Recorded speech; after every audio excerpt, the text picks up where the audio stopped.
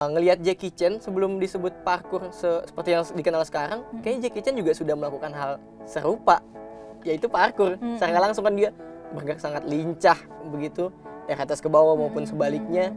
Jadi kayaknya yang dilakukan Jackie Chan ataupun tadi yang Hombo Batu di Nias, ya bisa dikatakan parkour. Seorang pemadam kebakaran namanya Raymond Bell. Oke. Nah, dia punya anak namanya David Bell. Ini mungkin pernah dengar kali ya nama David Bell ya. Iya, benar. Nah, David Bell ini si anaknya yang mengembangkan metode tadi dicampur dengan keahlian ayahnya sebagai seorang pemadam kebakaran, ditarik ke kawasan urban. Sebenarnya untuk penyebutan itu memang ada perbedaan dari segi sudut pandang sih. Oke. Jadi kalau yang dilakukan sebenarnya mirip banget, bahkan emang ya itu parkour juga.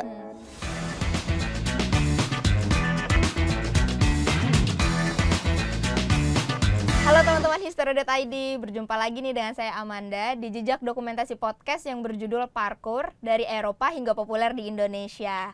Nah, kalau kita ngomongin tentang parkour nih ya, kayaknya akan lebih seru kalau misalnya saya undang salah satu sosok nggak tuh kan, tokoh yang berkecimpung gitu kali ya, atau orang yang berkecimpung di kegiatan ini gitu. Nah, saat ini sudah hadir Mas Ramdhani sebagai Ketua Komunitas Parkour Jakarta. Selamat sore Mas Dhani nih ya panggilannya ya. Iya betul. Oke. Sore Kak Amanda. Sore, iya. Makasih udah berkenan untuk hadir nih, kita bakal ngobrol-ngobrol tentang parkour Mas Dhani hari Terima ini. kasih juga udah diundang untuk ngobrol di sini. Oke.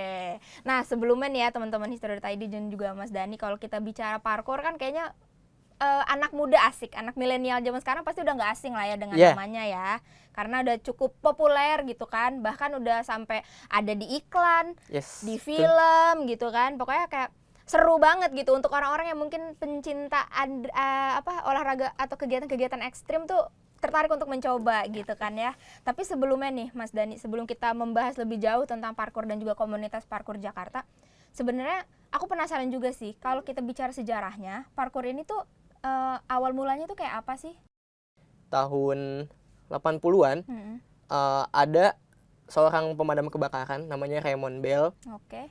Nah, dia punya anak namanya David Bell. Ini mungkin pernah dengar kali ya nama David Bell ya. Iya, benar. Nah, David Bell ini si anaknya yang mengembangkan metode tadi dicampur dengan keahlian ayahnya sebagai seorang pemadam kebakaran, ditarik ke kawasan urban. Kalau tadi sebelumnya di hutan dan lain sebagainya, namanya metode natural.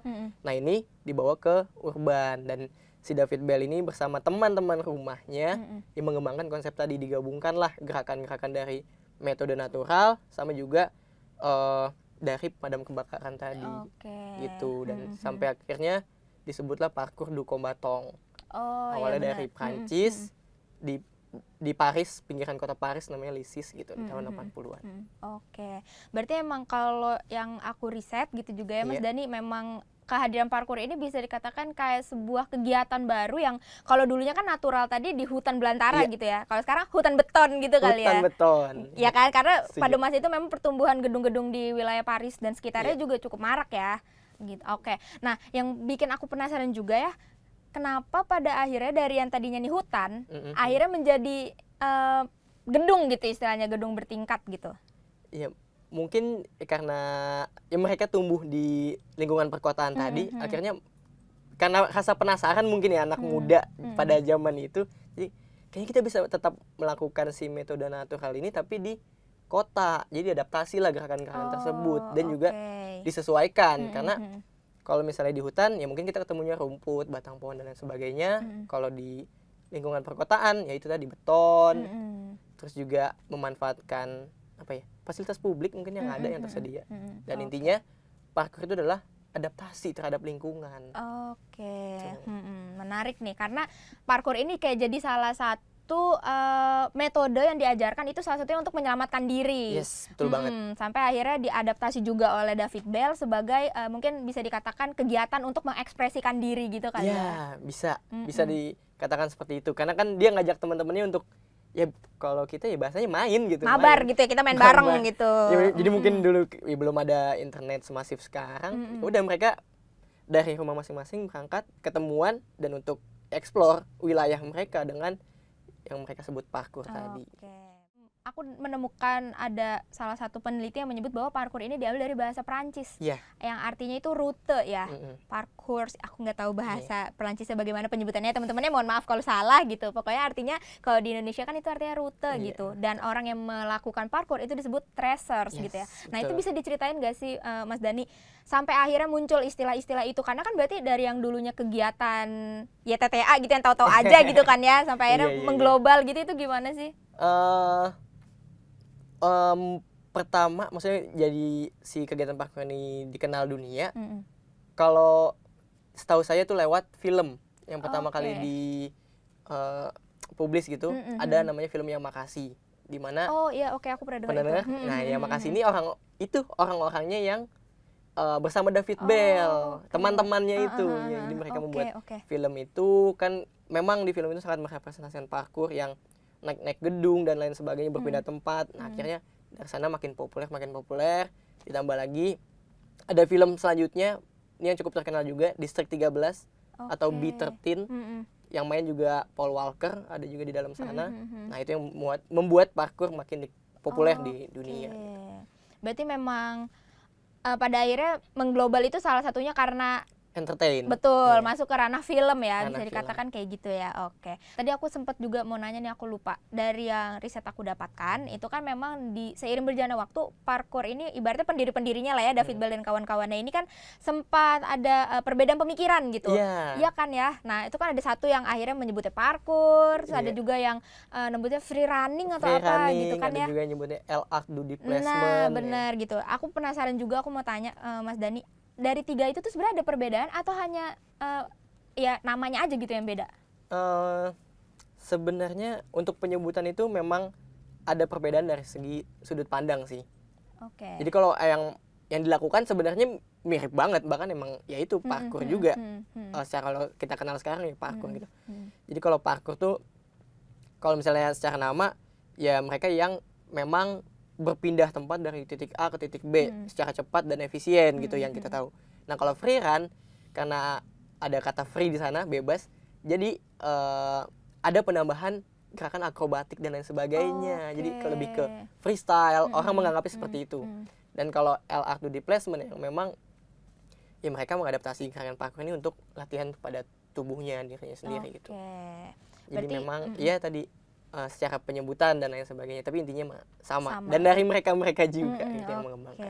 Berarti emang ada yang mungkin mengembangkan lagi supaya ada estetikanya gitu kali ya. Ya, semacam mungkin itu. biar lebih menarik gitu kalau dilihat ya. Oke. Nah, ini sekarang kita kembali ke Indonesia. Oke. Aku mau nanya nih, sejak kapan sih sebenarnya parkour itu mulai dikenal di Indonesia gitu? Oke, di Indonesia sendiri parkour baru dikenal di tahun 2000-an. Oke. Awal tahun 2000-an. Yang awalnya cuma beberapa orang doang nih. Nah, yang beberapa orang tadi, pertama mereka berbeda daerah asal, lalu karena ketertarikannya atau interestnya sama si parkour tadi, mereka carilah di internet. Waktu itu kan internet juga belum selancar sekarang kali ya. Ya udah diakses lah sama mereka. Ternyata ada forum yang namanya parkour.net. Nah, di dalam forum itu, ya orang yang suka parkour internasional gitu. Nah, jadi salah satu yang dari Indonesia sempat di forum itu menanyakan, anyone from Indonesia? Oh, oke. Sekarang kalau di sosmed biasanya suka ada kayak gitu Iya. ya. Oke. Ketika nanya ternyata ada yang bales, yang memang dia dari Indonesia. Akhirnya mereka bertemu lah tuh untuk latihan bersama. Tapi asalnya beda-beda. Kalau nggak salah Jakarta, Malang, terus Jogja mungkin, Bandung. Nah, akhirnya mereka latihan bersama di tahun 2000-an itu, sampai akhirnya tercetuslah untuk membuat komunitas sebagai wadah perparkuran Indonesia, yaitu Parkour Indonesia di tahun 2007. Nah, nih aku juga penasaran, kalau di Indonesia kan sebenarnya kalau kita tarik ke Indonesia, kita juga ada semacam tradisi lompat batu di Nias gitu kan ya. Oh, iya, Karena kan kalau kita bicara parkour, otomatis orang pasti mikirnya, oh ya lompat-lompat itu ya gitu kan ya. Nah, Pasti. Kalau misalnya menurut Mas Dani sendiri, apakah parkour ini juga dulunya tuh apakah itu juga bagian dari tradisi atau memang sebagai sebuah metode aja yang akhirnya diadaptasi oleh anak muda terus dikembangkan gitu? Kalau menurut Mas Dani itu gimana? Beneran metode aja yang dibawa kan. Kalau mungkin di Eropa ya udah segitu aja gitu, kayak mereka tahu sebuah keilmuan baru dan diadaptasikan, jadi makanya dari hutan dibawa ke perkotaan. Nah kalau misalnya di Indonesia tadi kan ya memang ada kegiatan hombo batu tuh yang di Nias. Betul. Dan kita bisa mengatakan itu adalah parkur karena memang satu dia berpindah tempat dari titik A ke titik B, terus apalagi dia melewati halang rintang gitu. Dan secara teknik memang mereka tuh melakukan teknik parkur banget gitu. Benar. Lompatan itu sangat parkur banget lah pokoknya gitu. Berarti walaupun berada di tempat yang berbeda dan lahir mungkin di zaman yang berbeda, tapi sebenarnya ada faktor-faktor yang itu bisa dikatakan bagian dari parkur juga gitu ya. Iya, banyak banget. Jadi kayak ya mungkin kita ngelihat Jackie Chan sebelum disebut parkur seperti yang dikenal sekarang, kayaknya Jackie Chan juga sudah melakukan hal serupa, yaitu parkur. Secara langsung kan dia bergerak sangat lincah begitu dari atas ke bawah maupun sebaliknya. Jadi kayaknya yang dilakukan Jackie Chan ataupun tadi yang hombo batu di Nias ya bisa dikatakan parkur gitu. Oke. Berarti mungkin selain loncat gitu ya, bisa dikatakan parkur ini juga bisa dibilang sebagai seni bergerak gitu ya. Seni bergerak. Oke. Nah, ini juga menarik. Tadi udah kita bahas sedikit tentang parkur sebagai kegiatan untuk mengekspresikan diri gitu ya, Mas Dani. Sebenarnya apakah parkur ini bisa dikatakan olahraga?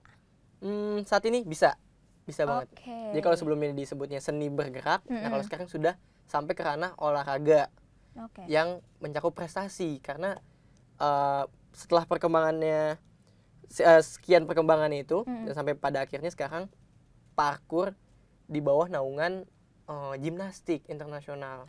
Kalau di Indonesia ada namanya Persani gitu yang menaungi si parkur ini. Nah jadi kayak gitu, dimana pasti berkesempatan untuk mengikuti ajang-ajang keolahragaan secara resmi gitu. Nah itu baru-baru ini dan masih berkembang, namanya berkembang pasti ada pro kontranya juga tentu dan lain sebagainya gitu. Jadi bisa banget lah disebut sebagai olahraga. Berarti memang pada akhirnya sekarang seiring berjalannya waktu juga masuk dalam kategori olahraga gitu ya. Walaupun mungkin bukan olahraga yang olahraga seperti apa ya, kayak bola atau basket gitu kan, maksudnya beda konteks lah ya gitu. Tapi mungkin bisa dikatakan aku pernah juga mendengar sebutannya itu lifestyle sport ya. Lifestyle sport ya, atau extreme sport ya, urban sport juga bisa dikatakan kayak gitu. Nah ini juga tadi Mas Dani sudah bercerita bahwa parkur ini bisa dikatakan sudah menjadi bagian dari olahraga gitu kan ya. Kalau di Indonesia sendiri ada kejuaraannya nggak sih Mas Dani, atau kompetisi? Atau mungkin di luar udah ada? Di luar udah ada. Kemarin bulan ini apa bulan lalu ya? Bulan ini baru aja ada parkur World Cup di Sofia itu Bulgaria. Ya Bulgaria sana. Itu baru kemarin banget, 2 minggu lalu kalau nggak salah. Nah itu kalau di Indonesia belum ada yang dari sana gitu. Tapi kemarin pihaknya si Gimnastik Internasional baru saja mengsosialisasikan parkur yang di dalam gimnastik tadi. Jadi kemarin baru saja di Agustus ada namanya Asia Break Parkour Tour, di mana kegiatan mereka adalah sosialisasi tentang kompetisinya seperti apa, rules-nya dan lain sebagainya. Nah, tapi di sebelum itu kita juga ada kompetisi yang memang sudah kita buat gitu. Parkour Jakarta sendiri pernah buat Jakarta Parkour Competition di tahun 2022 yang formatnya sebenarnya serupa sama yang digagas oleh di luar ya. Iya, di luar itu. Ada speed competition, ada freestyle competition, ada skill competition juga.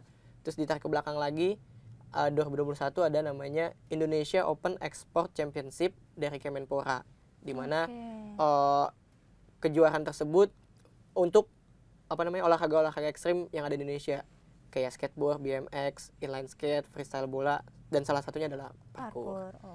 Berarti memang tidak menutup kemungkinan suatu saat parkour akan dilombakan di Asian Games ya. Iya. Ya kan? Karena maksudnya seiring berjalannya waktu kita melihat ada beberapa cabang-cabang olahraga yang mungkin nggak umum nih sebelumnya gitu kan ya, dan sekarang akhirnya mulai muncul gitu. Siapa tahu parkour masuk tuh nanti di Asian Games, Olimpiade gitu ya kan? Betul. Karena sebenarnya bisa dikatakan bibit-bibitnya kalau di Indonesia tuh udah ada ya. Harusnya begitu, tinggal difasilitasi, dilatih sedemikian rupa. Saya percaya juga bahwa atlet Indonesia bisa juga bertanding di kancah dunia. Mantap. Nah, ini juga aku menarik tadi kan Mas Dani menceritakan tentang kompetisinya. Sebenarnya penilaiannya apa aja sih Mas Dani kalau misalnya di kompetisi parkour gitu? Tadi kalau kita bilang karena ada kategori freestyle, speed, dan juga skill. Kalau freestyle yang dinilai adalah keindahannya. tentang rute yang dibuat, misalnya dia berpindah dari mana, terus skill apa, seberapa susah skill yang dikeluarkan, dan melakukannya apakah landing dengan clean atau tidak, itu termasuk penilaian. Lalu juga ada creativity, gimana dia memanfaatkan obstacle yang tersedia sehingga menjadi sebuah flow yang keren gitu. Nah itu penilaiannya untuk di freestyle. Kalau di speed, sesuai namanya, ini ada cepet nih. Gitu. Nah, jadi ada praktisi, ada yang formatnya berdua diadu kayak balapan drag gitu kan. Ada juga yang sendiri berdasarkan waktu. Kecepatan waktu ya. Iya, tapi tetap pakai ada waktunya gitu, timer. Siapa yang cepat, dia yang masuk ke babak selanjutnya. Nah, kalau skill competition formatnya adalah dimana segala tekniknya sudah di set up oleh official dan disampaikan kepada peserta dan harus melakukan itu untuk mendapatkan poin, menandakan dia dapat poin. Dan juga ada waktu tertentu juga. Misalnya kalau dia menyelesaikan lebih cepat, otomatis lebih baik gitu ya. Oke. Dan memang ternyata berarti ada maksudnya nggak cuma kecepatan, tapi juga ada kreativitas gitu ya di situ ya. Dan keakuratan. Oke, betul. Karena ternyata itu tadi, walaupun ini seni mengekspresikan diri atau seni bergerak, tapi ada estetika juga di situ pada akhirnya ya. Iya. Oke. Nah, terus juga kalau parkur Jakarta sendiri, Mas Dani, biasanya ada event-event yang digelar nggak sih terkait dengan parkur ini? Selain mungkin latihan parkur gitu atau parkuran? Ada. Kita punya program namanya Sunday Special gitu. Oke. Dimana kan kalau melakukan parkur udah setiap minggunya nih. Nah di 1 bulan sekali kita punya Sunday Special, dimana kita berkolaborasi sama komunitas yang ada di sekitar kita. Oke. Misalnya saya lupa kapan, waktu itu sama teman-teman PMI untuk berbagi tentang gimana caranya penanganan. Itu penting banget kan untuk dibagiin teman-teman parkur, P3K. Terus juga kita kemarin di Hari Anak Nasional kita bikin kegiatan dengan anak-anak dengan metodenya parkur kayak gitu. Terus juga kita jalan-jalan misalnya keluar kemana, tapi ya diselipkan parkurnya sedikit-sedikit kayak gitu sih kegiatannya. Kolaborasi. Terus juga kita ngikut kegiatan charity juga, misalnya kalau diundang sama teman-teman komunitas lain, ya insya Allah kita akan ikut hadir. Oke, berarti memang nggak hanya latihan parkur atau parkuran aja ya, tapi juga ada event-event yang berkolaborasi dengan kelompok lain atau organisasi lain gitu ya. Iya. Nah ini juga aku penasaran, sebenarnya di parkur itu tuh ada semacam apa ya namanya, kayak faktor-faktornya nggak sih yang bisa diklasifikasikan bahwa ini parkur atau ini belum termasuk dari parkur gitu, atau kayak berasa apa gitu ya kita ya menentukan. Tapi kan siapa tahu ada gitu. Oke. Nggak ada sih, karena kalau kita ngeliat anak TK yang mereka kan betakilan gitu ya, nggak bisa diem, dan dia berpindah tempat, main kesana kemari manjat, kita udah bisa menyebut mereka melakukan parkur gitu. Sesimpel itu. Atau ya anak-anak yang bolos sekolah manjat pagar, sebenarnya itu parkur tuh ya. Iya kan, dia udah bisa ngelakuin pagar gitu, alang rintang. Ya itu udah parkur ya. Atau mungkin dulu anak-anak kecil dulu gitu yang suka lompat-lompat kali, kayak challenge saja gitu kan, kayak kita lompatin kali ini. Kayaknya mereka sudah melakukan parkur. Oke. Berarti emang karena namanya juga seni mengekspresikan diri, akhirnya bebas aja ya orang mau kayak gimana gitu kan, yang penting ada movement gitu di situ gitu ya. Oke. Nah, aku juga penasaran, sebenarnya apakah parkur itu selalu identik dengan gedung atau sebenarnya bisa kayak di batu, apa di gundukan pasir gitu, gundukan semen gitu misalnya. Apakah itu juga bisa dibilang parkur? Nah, ini menarik nih, maksudnya stigma masyarakat awam kebanyakan kayak parkur di atas gedung gitu. Dan aku kalau misalnya ketemu orang baru gitu ya, kenalan gitu, enak parkur ya, coba dong loncat dari gedung ini ke gedung itu. Jadi kayak bete banget masa suruh loncat di atas gedung gitu kan, untuk pembuktian bahwasanya aku anak parkur gitu. Jadi kayak itu mungkin ya yang tersebar di masyarakat gitu. Tapi nyatanya parkur sesimpel tadi, anak TK berpindahnya udah bisa disebut parkur gitu. Dan tadi yang sebutin di awal bahwasanya ya parkur identik dengan adaptasi. Kita beradaptasi dengan lingkungan. Jadi nggak melulu gedung. Nah, di gedung itu karena memang banyak hasil dari latihan yang ditunjukkan untuk pengaplikasian parkur ini gitu. Jadi memang dari segi entertain lah kalau itu. Sebenarnya kalau parkur sendiri ya bisa dilakukan di mana saja, kayak Parkour Jakarta kan kita latihan tidak di atas gedung. Nah, itu kan. Kita memanfaatkan fasilitas taman yang ada di Jakarta. Betul. Soalnya agak heboh nanti ya. Viral tuh kalau misalnya lompat-lompat ini bajing loncat. Nah, ini kan juga menarik karena di Indonesia sendiri pun dikenal dengan ada istilah bajing loncat gitu kan. Nah, ini kan ya maksudnya kadang ada konotasi yang kurang baik lah gitu dari istilah bajing loncat itu sendiri. Mungkin karena salah satunya ada pergerakan itu tadi, lompat dari gedung ke gedung atau rumah ke rumah gitu kan. Stigma semacam itu masih terjadi lagi gitu kan, kayak kalau misalnya kita bergerak di tempat yang tidak biasa gitu, kayak ya ada rasa khawatir juga lah disebut maling gitu misalnya. Kan? Iya, agak takut kita atau kan ya bajing loncat tadi. Iya. Oke, berarti memang sebenarnya sampai saat ini pun masih ada stigma ya dari aktivitas parkour gitu ya. Oke. Sering juga kalau misalnya di publik gitu ketemu orang, ngapain sih lompat-lompat nggak jelas gitu. Terus atau dari security setempat bilang kayak gitu ya kan. Ngapain sih lompat-lompat Nah, nggak ini jelas. aku jadi penasaran juga ya. Pengen menanyakan ke Mas Dani, ada pengalaman menarik nggak sih selama beraktivitas gitu? Apa ya? Main parkour, sebutannya main parkour nggak sih atau berparkour oke. Parkuran lah atau parkuran gitu kan. Ada kejadian menarik nggak sih atau misalnya kayak jangan bahaya gitu, ada ibu-ibu gitu misalnya kan. Itu pernah gitu. Ya, kayak gitu. Beneran loh ternyata. Udah sih ngapain sih lompat-lompat gitu. Kayak gitu. Atau ya seringan sih paling disampaikan security terus kayak nggak boleh main di sini gitu. Oke. Itu keseringan. Kalau hal lucu lainnya sih nggak ada, sejauh ini belum dapat. Oke. Nah, berarti selain di taman, biasanya tuh kalau kayak komunitas parkour Jakarta gitu ya, parkourannya tuh di mana lagi? Kita di mana aja sih, tergantung kayak janjiannya nemu spot. Kayaknya misalnya teman-teman praktisi kan banyak nih yang tinggal di Jakarta Timur, pusat dan lain sebagainya. Kayak misalnya ngirim ke grup, ini kayaknya bisa jadi spot kita latihan deh. Oh iya udah terjanjian latihan di sana gitu. Tapi kalau rutinnya parkour Jakarta setiap minggu di Taman Puring karena memang ada fasilitas parkour park di sana untuk latihan. Oke. Dan berarti memang ada semacam upaya juga ya dari pemerintah gitu kan ya atau otoritas terkait gitu untuk memberikan tempat atau fasilitas parkuran gitu ya. Karena mungkin sebelumnya juga ya bahaya ya kalau di gedung gitu kan ya. Takutnya nanti orang ngiranya macem-macem yang enggak gitu. Padahal sebenarnya kita mau parkuran aja gitu kan. Oke. Nah, kalau untuk anggotanya sendiri nih, Parkour Jakarta, ada semacam tes dulu kah gitu kayak mau masuk sini coba parkur dulu dari gedung mana gitu misalnya, atau ada syarat-syarat tertentu atau bebas aja? Enggak, sebebas itu pokoknya. Sebebas itu dan seterbuka itu. Karena yang ikut sama kita sekarang latihan di Parkour Jakarta mulai dari anak-anak tuh start usia 8 tahun sampai juga orang tua umur 40-an hampir 50 tuh latihan sama kita. Laki-laki maupun perempuan. Jadi memang terus juga berat badan tidak ada pengaruh di sana. Jadi siapapun bisa datang untuk latihan parkour bersama kita.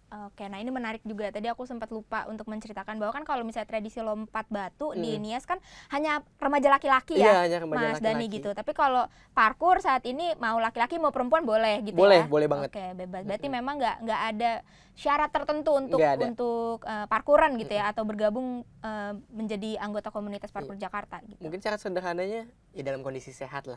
Sama siap untuk melakukan parkour yang menggunakan pakaian yang nyaman. Sama jangan lupa bawa minum. Ya, betul. Karena capek ya, betul. Butuh tenaga tuh kita ya. Oke, betul.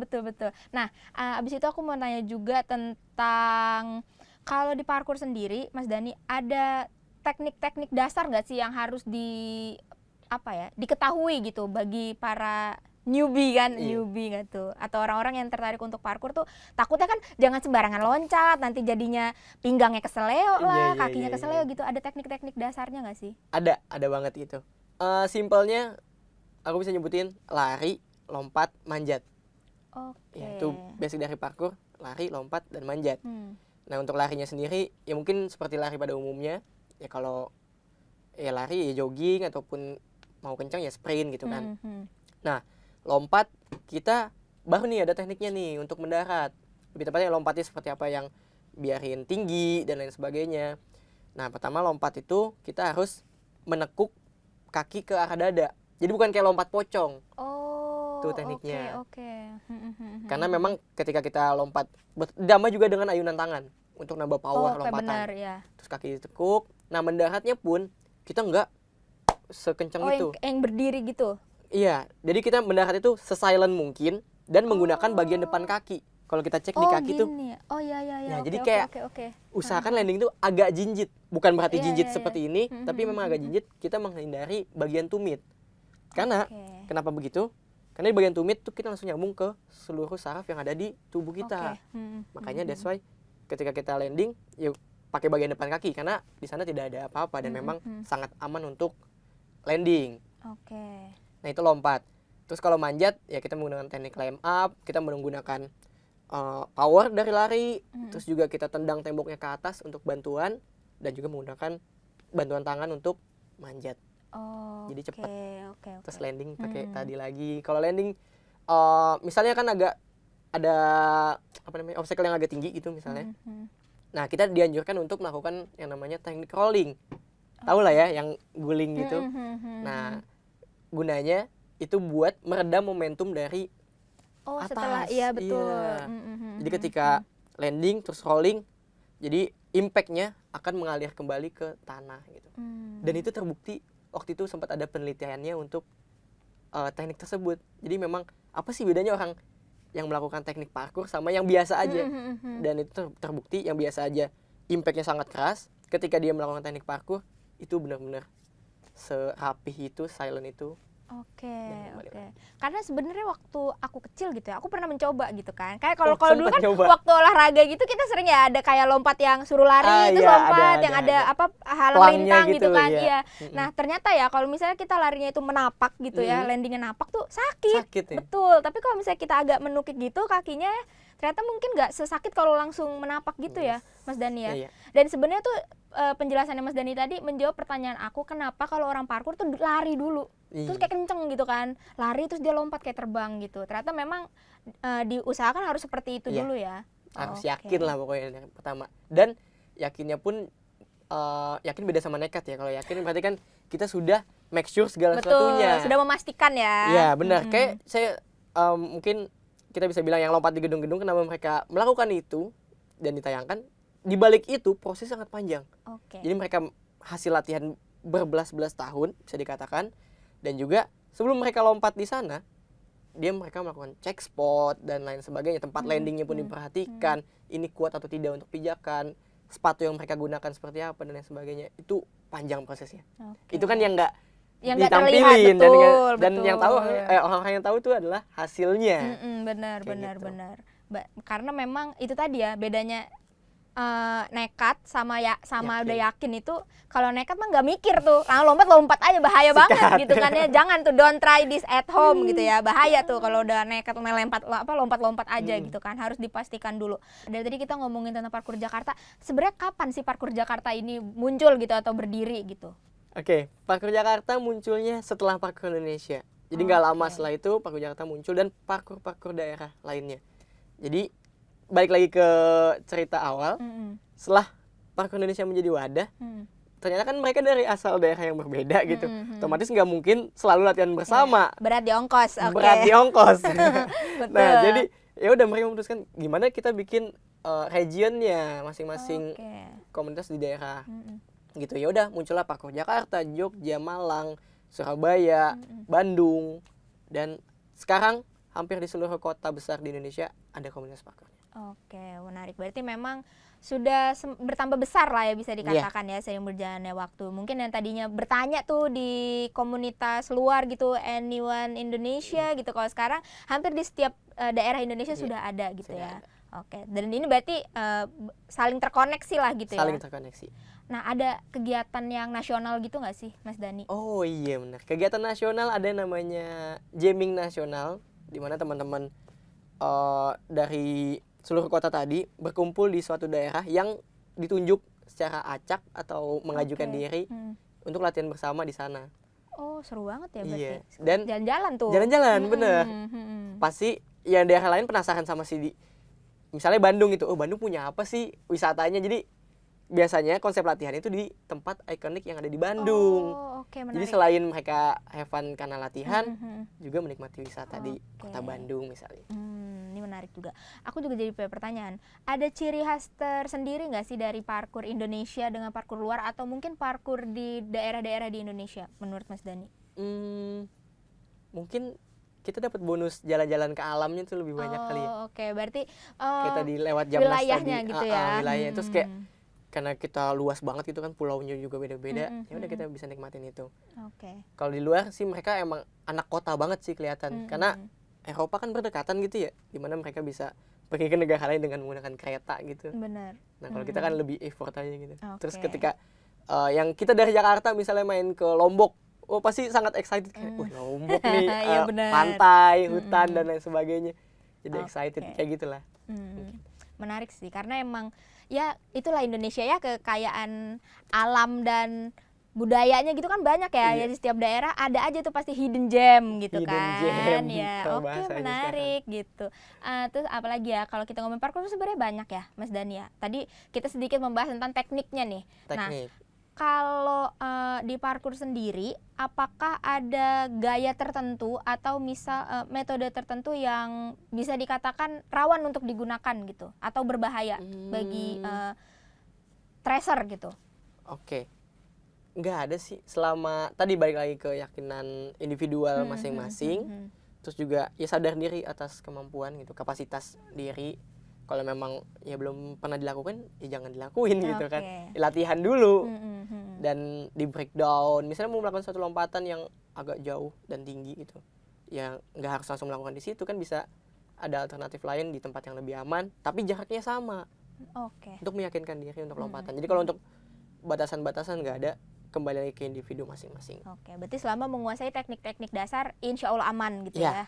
Bisa dikatakan seperti itu. Oke, nih aku juga penasaran, di Jakarta sendiri kan mungkin bisa dikatakan di Taman Puring udah ada taman parkur gitu ya, Mas Dani.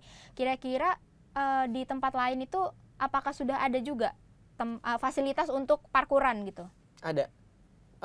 Jadi parkur park pertama itu bukan di kota besar malahan. Oh gitu. Jadi parkur pertama ada di kota Jombang, Jawa Timur.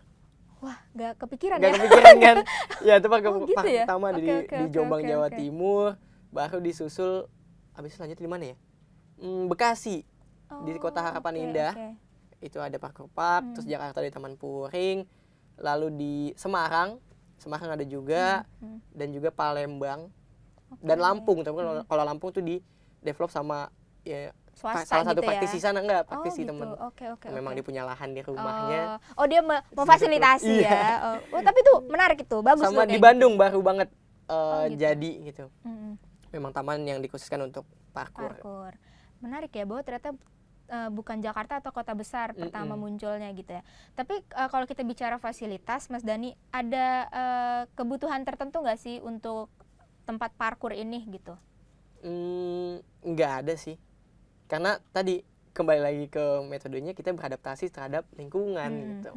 Berarti memang disesuaikan dengan Disesuaikan, tempatnya ya. iya. Oke. Nah, ini juga menarik buat teman-teman yang misalnya gara-gara mendengarkan kita ngobrol tentang parkur jadi kepengen ikutan parkur gitu kan. Kira-kira kalau misalnya ingin reach gitu komunitas parkur Jakarta atau komunitas parkur daerah lainnya, kira-kira kemana, Mas Dani? Oke, paling kita ada sosial media Instagram, kita aktif Oke. di sana.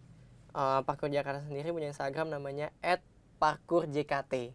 Oke, Jadi kalian bisa @parkurjkt. cari infonya di sana. Terus kalau parkur Indonesianya mungkin mau nyari komunitas di daerah lainnya, bisa langsung aja ke @parkurindonesia_official. Oke. Nah, ini juga buat teman-teman yang pengen mencoba gitu kan, ada tips and triknya nggak sih, Mas Dani, untuk memulai parkuran itu gimana? Kan tadi ya, jangan nekat, itu mungkin yang pertama ya, itu nomor satu, jangan nekat Itu gitu. udah Tapi diingetin sama tapi Kamanda. ada lagi nggak hal lain gitu? Oke, paling saran untuk teman-teman yang mau gabung gitu, ya at least cari tahu dulu lah tentang si parkur ini apa gitu. Mencari tahu knowledge tentang parkur, terus juga coba melihat sedikit tutorial video, banyak banget tersebar di platform YouTube. Parkur Jakarta juga buat tutorial BTW. Nah, kalian bisa berkunjung ke sana untuk mengetahui secara visual, oh parkur tuh gerakannya seperti ini dan lain sebagainya. Udah itu aja cukup. Oke. Dan mungkin tadi sudah diingatkan sama Mas Dani juga, pakai pakaian yang nyaman ya. Iya. Karena mungkin akan namanya juga bergerak, pasti sebisa mungkin yang pakaiannya itu memudahkan kita untuk bergerak. Apalagi bergeraknya heboh lagi, bakalan iya, betul. manjat-manjat, landing, Betul, lompat. Betul, karena takutnya kalau ketat nanti robek ya. Ya. Kan jadi kepikirannya yang lain tuh, nggak fokus mau parkur gitu kan. Nah, Mas Dani, tadi kan sebenarnya kita udah banyak bahas tentang parkour sebagai olahraga nih. Iya. Nah, kira-kira apakah ada manfaat selain dari olahraga kalau kita parkouran gitu istilahnya? Manfaatnya banyak banget lagi. Wah. Wih, Oke, banyak kita banget nih, dengarkan. guys. Oke, jadi pertama karena kita bergerak dan juga olahraga, otomatis untuk kesehatan gitu kan. Oke. Jadi sangat berdampak nih. Pasti yang rutin melakukan parkour nanti akan merasakan sendirilah manfaat Asik. kesehatannya. Oke. Dan juga gaya hidupnya tuh pasti akan ke arah sana gitu, secara tidak langsung. Apa ngelihat beton sedikit pengen lompat gitu? Atau Itu gimana? ya, itu namanya parkour vision. Oke. Itu parkour vision gitu. Jadi kayak kita jadi bisa apa ya, ada sinyal otomatis ketika melihat suatu tempat tertentu untuk apa namanya, misalnya tadi ngelihat beton dikit lompat atau gimana, atau misalnya lagi di kafe terus kayak lagi lantai 2, ini kayaknya gue bisa nih turun tanpa tangga. Sering loh aku kayak gitu, sering kalau lagi berkunjung ke kafe gitu kayak bisa lewat sini. Waduh, itu agak shock nanti ya tamunya yang lain sih lebih tepatnya ya. Itu manfaat lainnya lah. Jadi Oke. parkour visionnya hidup. Ya kalau misalnya manfaat benerannya kan kayak tadi, kayak misalnya dalam keadaan darurat sudah tahu mau escape kemana gitu. Selain itu juga menambah fokus, keseimbangan, kelincahan, refleks terutama. Nah, refleks ini sangat berguna dalam kehidupan sehari-hari. Jadi biasanya teman-teman yang ikut latihan parkour tuh memang refleks itu udah otomatis hidup lah gitu. Jadi kayak banyak kejadian teman yang jatuh dari kendaraan misalnya, karena dia biasa parkour, ketika jatuh ya dia ingetnya tank rolling. Oh iya Jadi benar. sangat melindungi dirinya gitu. Oke. Kayak gitu. Terus Iya, juga benar. kepleset ya bisalah melakukan tank rolling atau jatuh dari ketinggian, badan itu sudah siap secara otomatis. Oke. Itu manfaatnya. Terus juga yang mau mengecilkan berat badan Oh, ngaruh juga bisa ya? bisa. Oke. Karena latihan parkour sendiri metodenya 3 fisik, 1 teknik. Jadi lebih banyak latihan gitu. fisiknya sebetulnya. Oke. Prakteknya lebih banyak ya. Dan prakteknya kita nggak cuman di bagian tubuh tertentu, tapi semua. Mulai dari atas kepala sampai ujung kaki. Bagian perut juga, tangan, paha, kaki. Oke. Terus juga karena kita di komunitas, otomatis dapat teman baru, dapat relasi baru. Koneksi ya, Koneksi bertambah baru. kan. Terus juga pernah ada penelitian juga manfaatnya bahwasanya si parkour ini bisa mengurangi perilaku antisosial. Oke. Oh, aku jadi inget juga sih dari salah satu riset yang aku baca juga memang ternyata parkour ini tuh muncul itu salah satunya sebagai upaya untuk mencegah bisa dikatakan obesitas. Ya. Karena supaya orang tuh bergerak gitu. Karena ada semacam pandangan kehidupan urban atau kehidupan orang-orang di perkotaan ini tuh semakin berkurang aktivitas bergeraknya gitu. Jadi dengan parkour tuh bisa makin banyak bergerak, jadinya olahraga gitu. Nggak ada alasan nggak ada olahraga gitu kali ya. Nah, satu lagi manfaatnya, boleh tambahin kan? Boleh dong. Karena notice tadi hal tersebut, kan kalau di remaja dan dewasa. Nah, aku menotis itu terhadap kebiasaan yang anak-anak kecil lakukan, di mana mereka kebanyakan melakukan aktivitas di depan gadgetnya dan dalam waktu yang lama. That's why kemarin jadi ceritanya baru menyelesaikan tugas akhir. Tentang parkour gitu. nih. Iya, jadi aku mengangkat tentang parkour di mana membuat film tentang parkour dan kinerja motorik anak. Jadi di dalamnya isinya adalah ya manfaatnya ternyata parkour bisa untuk mengembangkan kinerja motorik untuk anak-anak. Dan di mana itu juga anak-anak sangat membutuhkan itu. Apalagi di era ya anak-anak terkungkung depan gadget dan lain sebagainya. Nah kayak gitu, dan itu berupa film ya, semoga bisa segera tayang di platform gitu. Dan bisa memberikan manfaatnya untuk para orang tua mengarahkan anaknya beraktivitas di luar ruang dan bergerak sehingga kinerja motoriknya juga bisa ikut baik, terus juga secara sosial bisa mendapatkan teman baru dan lain sebagainya.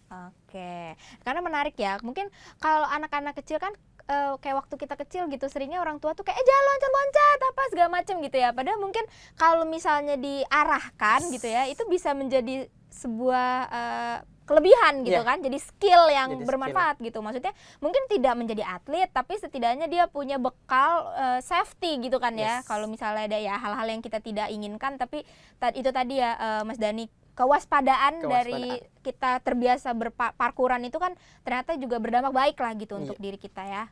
Oke Mas Dani, kan sekarang bisa dikatakan parkour di Indonesia ini sudah cukup berkembang ya. Dan mulai ya banyak diminati apalagi oleh anak-anak muda gitu. Kalau Mas Dani sendiri melihat perkembangan parkour di Indonesia itu gimana sih?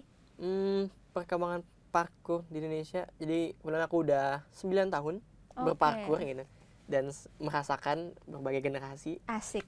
Walaupun belum lama-lama amat nih ya kan. Udah cukup Jadi, senior lah tapi ya. Saat ini ya berkembang karena salah satunya antusiasme dari anak-anak tadi juga meledak tuh. Jadi di Taman Puring selain kita yang remaja gitu atau yang dewasa, anak-anak juga banyak ikut latihan parkour. Jadi yang latihan di sana bisa sampai 20 anak-anak. Wah, banyak. Jadi kan banyak banget gitu ya kan. Benar. Nah, itu salah satu yang menurut aku adalah perkembangan yang sangat pesat, di mana ternyata si parkour ini sudah nyampe ke ranah ya anak-anak ataupun orang tuanya gitu. Nah, itu salah satu perkembangan dan achievement lah bisa dibilang.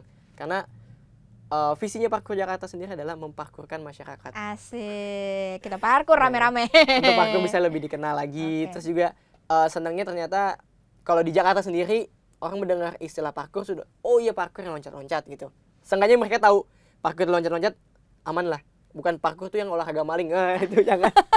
Setidaknya berarti ada pemahaman gitu ya tentang parkour ya. Berhasil lah mengedukasi bahwasanya parkour ya bukan olahraga maling atau semacamnya. Agak takut ya. Iya gitu.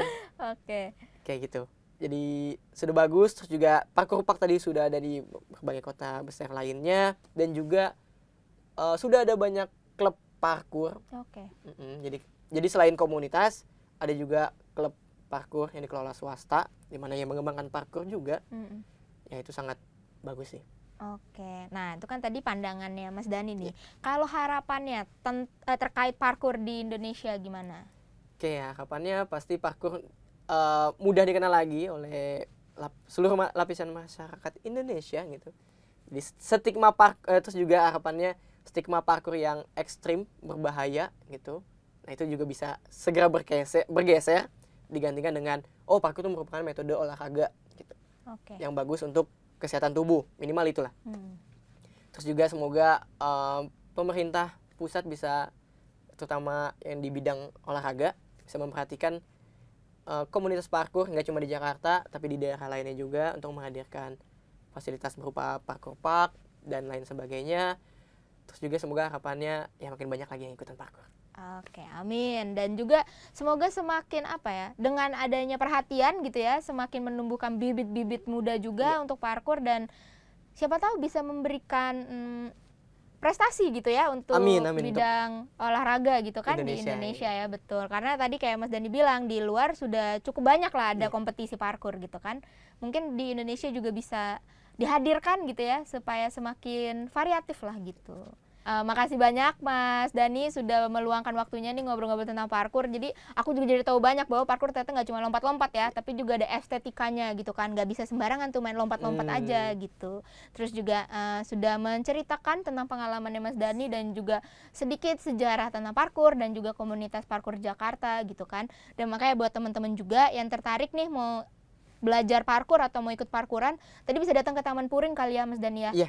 Weekend ya hari Minggu. Hari Minggu jam 9 pagi. Nah tuh pagi-pagi lagi waktu yang tepat untuk olahraga tuh. Pagi hari Minggu lagi kan.